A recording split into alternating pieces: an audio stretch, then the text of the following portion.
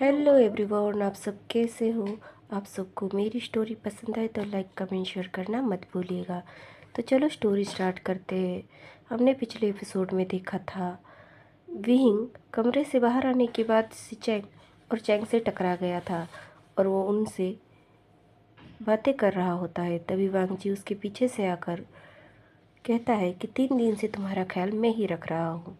तभी विहिंग शिचैन के पास जाकर शिचैन से पूछता है ग ये कम बोलने वाला इतना बोलने कैसे लग गया। तभी शिचैन कहता है विहिंग अभी तो बस शुरुआत है, तुम्हें अभी उसके बारे में बहुत कुछ पता चलना बाकी है। ऐसे कहकर शिचैन विहिंग के सर को सहलाने लगते हैं। विहिंग मुंह बनाते हुए कहता है इसके बारे में जानना कौन चाहता है, खड़ूस कहीं का। ऐसे कहकर वो अपनी गग चैंग के पास जाकर कहता है गग शिजे और माँ कहाँ है। तभी वो कहता है वांगजी ने बता दिया था कि तुम आज होश में आ जाओगे, इसलिए वो दोनों सवेरे से तुम्हारे खाने पीने का ख्याल रखने में बिजी है। शिजे तुम्हारे लिए लोटस सूप बना रही है, अभी अपनी किचन में ही होगी। ऐसे कहकर चैंग उसके सर को सहलाता है। तभी विहिंग एक्साइटेड होते हुए कहता है सच में शिजे मेरे लिए लोटस सूप बना रही है। चैंग हाँ में सर हिलाता है। तभी विहिंग जाने ही वाला होता है, फिर रुकता है और कहता है और गग आपने शिचैन का हाथ इतना कस के क्यों पकड़ा है। ऐसे कहकर वो उन दोनों के हाथ की तरफ देख रहा होता है। शिचैन और चैंग अचानक से अपना हाथ छोड़ देते हैं और तभी चैंग कहता है विहिंग तुम कुछ ज़्यादा बदमाशी नहीं कर रहे हो। तभी वो कहता है गो मैंने क्या कहा, मैंने तो बस पूछा बेचारी शिचैन का क्या हाथ में दर्द हो रहा होगा। ऐसा कहकर वहाँ से हंसते हुए भाग जाता है। शिचैंग हंसते हुए कहता है ये बहुत बदमाश है। वांग जी कहता है हाँ बदमाश तो होगा, वैसे आपने उसके सवाल का जवाब नहीं दिया, आप दोनों हाथ पकड़ के। तभी शिचैन वांग जी के सर पे मारते हुए कहता है बदमाश तू जा रहा है या फिर। तभी वो कहता है मैं कहाँ जाऊँ। तो कहता है जहाँ तेरा ओमेगा गया है। ऐसे कहकर दोनों ही उसे टीजिंगली विंग की तरफ देख रहे होते हैं। तभी वांगजी भी अपनी गगा की तरफ नॉटी वे में देखते हुए कहता है बहुत अच्छा आइडिया है, जैसे आप अपने अल्फा के साथ हो। ऐसे कहकर वो उसे जीभ दिखाकर वहाँ से भाग जाता है। तभी चैंग कहता है मैंने कभी नहीं सोचा था जिसे लोग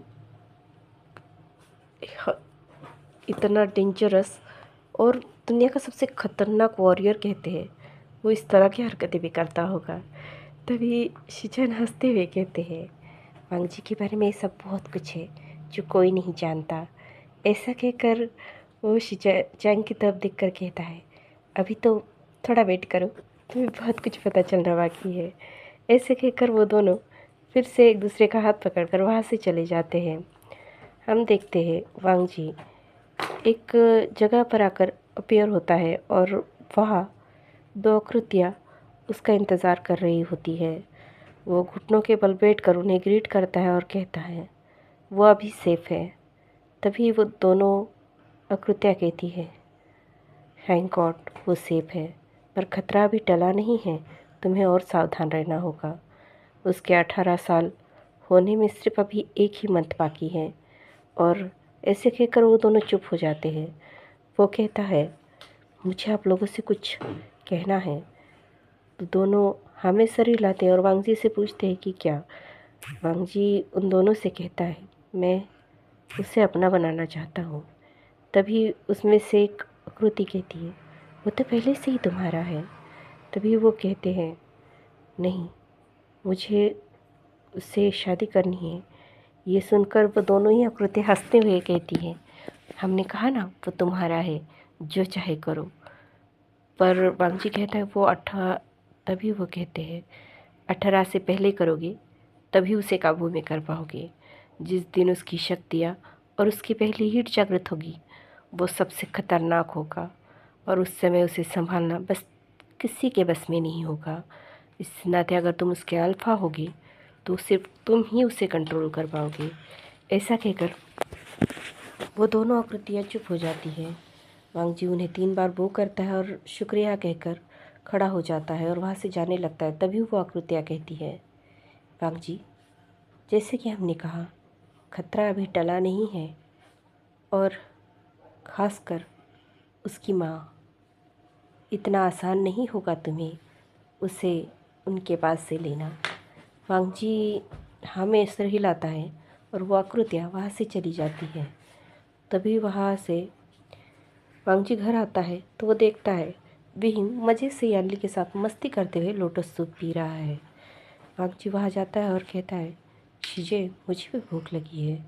तभी यानली उसके सामने लोटस सूप रखते हुए कहती है, हाँ वांग जी, लो तुम भी पी लो। विहिंग मुँह बनाते हुए कहता है, शीजे, इसे क्यों दे रही हो? वैसे भी ये कच्ची सब्जियां खाता है, सूप वगैरह इसे नहीं हजम होगा। ऐसे कहकर वो मुँह बनाता है। तभी मैडम यू पीछे से विहिंग के सर पे मारते हुए कहती है, बदमाश, ऐसे नहीं कहते, वांग जी तुम्हारा अल्फ़ा है।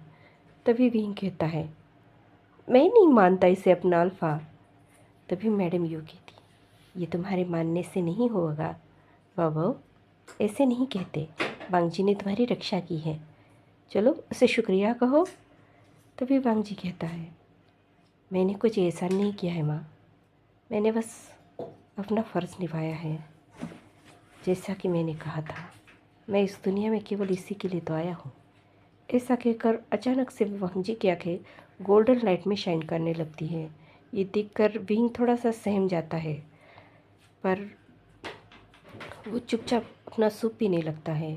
वांग जी थोड़ी देर विंग को देखता है और फिर मैडम यू को वो करते हुए कहता है, माँ, मुझे कहीं जाना है। तभी मैडम यू उसकी तरफ देख कर कहती है, वांग जी, मुझसे तुमसे कुछ बात करनी है। वो कहता है, ठीक है माँ, मैं थोड़ी देर में लौट कर आऊँगा, फिर आपसे मिलता हूँ। ऐसे कहकर वांग जी अचानक से वहाँ से गायब हो जाता है। विंग ये देखकर शॉकिंगली खड़ा होकर कहता है, हाँ, इसके पास ये भी पावर है, ये अचानक से गायब कैसे हो गया? तभी यानली कहती है, हाँ विंग, जिनके पास हेवन द एम्परर की शक्तियाँ होती है वो ऐसे ही अचानक से गायब हो सकते हैं। और वांग जी तो प्योर और डार्क एनर्जी का दोनों का मास्टर है, तो उसके पास ये शक्ति होना नॉर्मल है। शायद वो काफ़ी ऊंचे पद पर हो। ऐसे कहकर वो मुस्कुराती है। तभी विंग कहता है, हेवन द एम्परर? क्या वांग जी हेवन का राजा है? ऐसे कहकर वो यानली की तरफ देख रहा होता है। तब यानली कहती है, मैं पक्का तो नहीं कह सकती, पर अगर ऐसा है तो तुम हेवन द एम्परर बनोगे। ऐसे कहकर यानली उसे छेड़ने लगती है। तभी विंग कहता है, शिजे, बस भी करो। ऐसे ही नोकझोंक चल रही होती है। तभी वहाँ अचानक से कोई आता है, जिन्हें देखकर मैडम यू थोड़ी सहम जाती है और विंग से कहती है, "अ, बाबू, तुम्हारा खाना हो गया ना?"